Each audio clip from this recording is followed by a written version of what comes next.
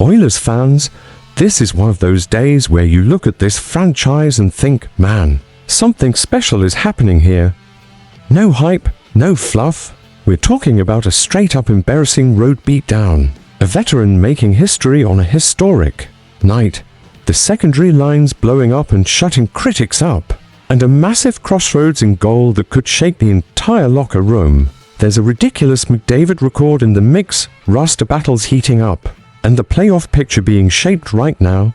You're not ready for what we've got today. So get comfortable, hit that like, and let's jump right into it. And while we're all buzzing about this stretch, think about what went down last night. The Blues rolled into Rogers Place feeling confident, acting bold on enemy ice. And the Oilers just erased them. 5-0, clean sheet, absolute domination. Connor Ingram, a guy most people didn't even have on their radar a month ago, turns into a brick wall and stops all 27 shots he faces. But honestly, that was just the opening act. Zach Hyman, the heartbeat guy, goes off for 2 goals and an assist. 19 goals in 31 games. Let that sink in. That's massive for this offense. Ryan Nugent-Hopkins, skating in his 1000th NHL game, all of them with the Oilers, opens the scoring on the power play with 5:55 left in the first. Beautiful feed from Evan Bouchard. Quick 2-on-1 puck movement, and Nuge slips it right through. Wallman's legs. Binnington bails out a Kapanen breakaway, but the pressure doesn't stop.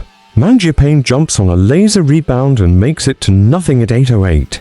The building was already buzzing. Saint Louis kills off a 5-on-3 and then a 5-on-4. Give them credit for hanging in.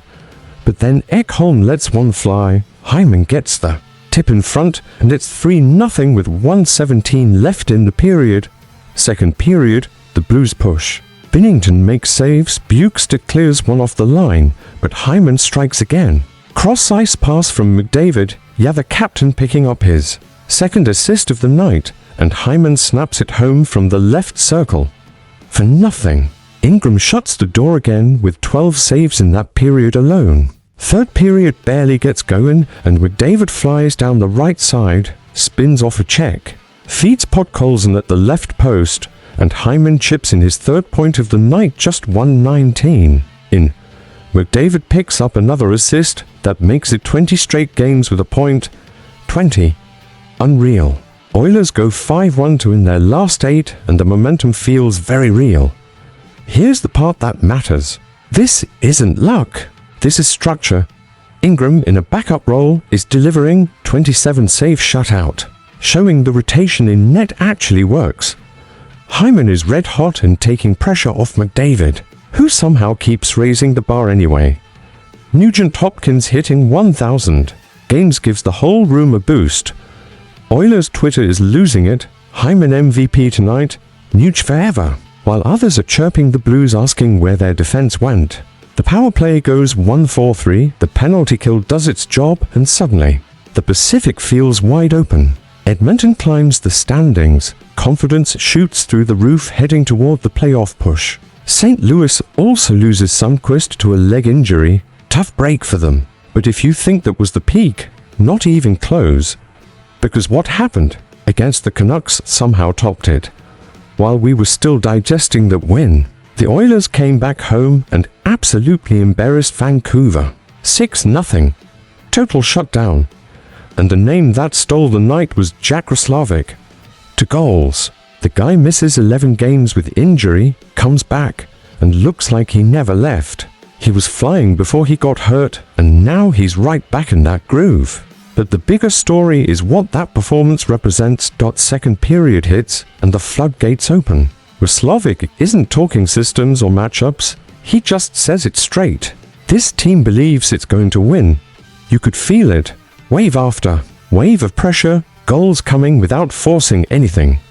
His line clicks, and he talks about the 2 young guys bringing energy and passion every shift. Earlier in the season, those chances die on sticks or ring off iron. This time, everything connects. When he's asked about going on a point run, he just smiles. That's not relief. That's confidence spreading through the room. 6 goals total. And once again, the Oilers don't need to lean entirely on McDavid. Even though he keeps the 20-game point streak alive, because of course he does, the depth shows up. The Canucks get overwhelmed, and this wasn't luck either. Relentless pressure. Young legs driving the pace. Reddick goes wild. Roslovic is exactly what we needed. The third line is cooking. Playoffs are back on the menu. Others try to downplay it, saying Vancouver is weak. Nah, this is Edmonton rolling. From a hockey standpoint, this is huge. It proves the forward depth is real. Roslovic's return stabilizes the middle of the lineup and takes weight off the stars. The 2025-26 season had been uneven, but back-to-back shutout blowouts. 5-0 and 6-0, that's belief turning into results. The Pacific tightens up, morale spikes before a tough stretch, and suddenly this team looks built for playoff hockey. Knoblauch's line management and trusting guys coming back pays off. Vancouver felt every bit of it.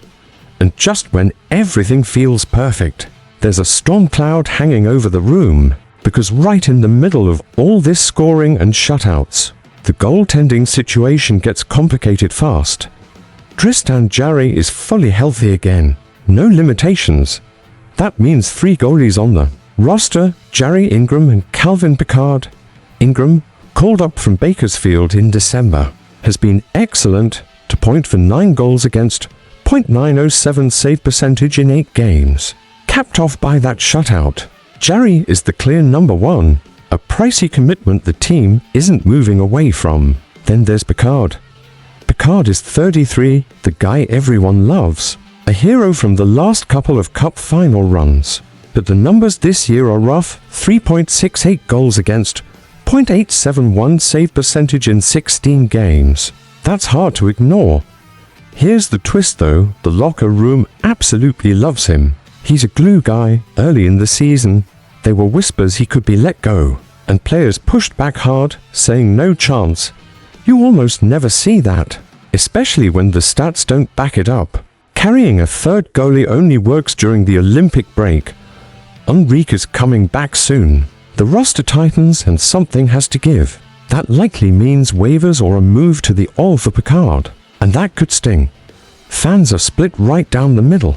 Pickard deserves respect. Numbers don't lie. Don't mess with the room. The debates are heating up everywhere. From a pure strategy angle, Ingram has earned the backup job. Jarry stays because of the contract. Pickard is the odd man out, even if it doesn't feel fair. Another team could claim him, but the numbers scare most GMs still. His track record matters: solid backup last season, clutch moments, dependable in Bakersfield. If this is the end, it's a tough one, but he's earned respect in this city. How does this affect the season? Chemistry matters, especially heading into the playoffs. Losing a locker room favorite can hurt, but roster math doesn't care about feelings. With Ingram and Jarry, the Oilers keep climbing, but there's a risk of tension if this isn't handled right. After the Olympic break, the focus shifts to depth, unity, and execution. McDavid's streak helps, but teams win cups together. Knoblauch and management are walking a fine line here. So take a breath and look at the big picture. A 5-0 shutout against the Blues with Ingram standing tall, Hyman owning the night, and Nugent Hopkins hitting 1,000 games. A 6-0 demolition of the Canucks with Roslovic igniting the depth and belief pouring through the lineup. And a massive decision in goal, Pickard beloved but struggling, waivers looming. Chemistry on the line, with David pushing history with a 20-game point streak. The season is turning, the Pacific is there for the taking, and the playoffs feel real. Sharp strategy, sky-high confidence. Now tell me, Oilers Nation, does Pickard stay, or is it time to move on? Drop your take, hit subscribe, and let's keep this ride going. The Cup dream is alive in Edmonton.